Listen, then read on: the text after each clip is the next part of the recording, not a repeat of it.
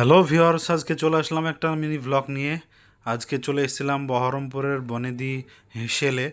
এখানে আমি শুনেছি কাঁসার থালায়, কাঁসার বাটিতে, কাঁসার গ্লাসে সব কিছু খাবার পরিবেশন করা হয়। তো সত্যি সেটা কথা ঠিক। সেই কথা অনুসরণ করে চলে এসে দেখছি হ্যাঁ, সত্যি সত্যি কাঁসার সব কিছুতে রিপ্রেজেন্ট করছে একটা জমিদারি ফিল। তো বন্ধুরা, ভিডিওটি ফার্স্ট থেকে লাস্ট অবধি দেখবেন এবং ভিডিওটা এনজয় করবেন। সঙ্গে থাকুন, সাথে থাকুন।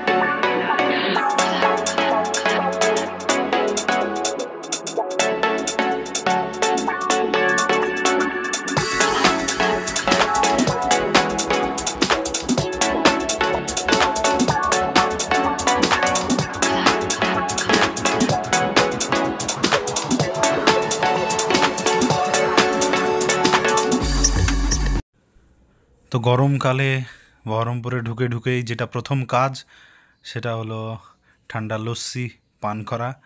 তো সেটাই করতে চলে আসলাম এই দাদাটার কাছে। খুব সুন্দর করে বানায় লস্যি।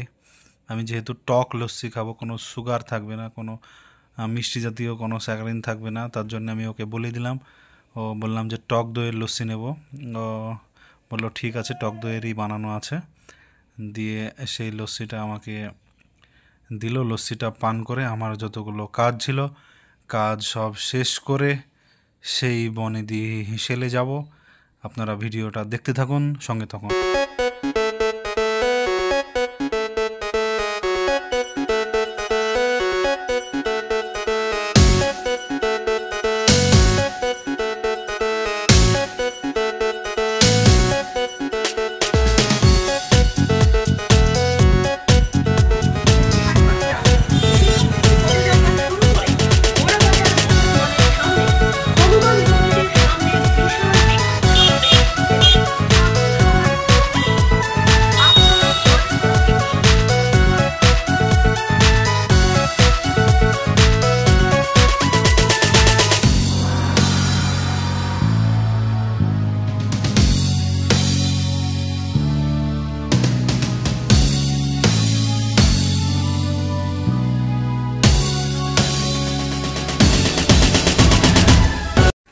তো সেই বনেদি হেঁসেল, ফাইনালি সেই হেঁসেলে এসে পৌঁছালাম। এসে ওয়াশরুমে ফ্রেশ ট্রেশ হয়ে খাবারের অর্ডার করব।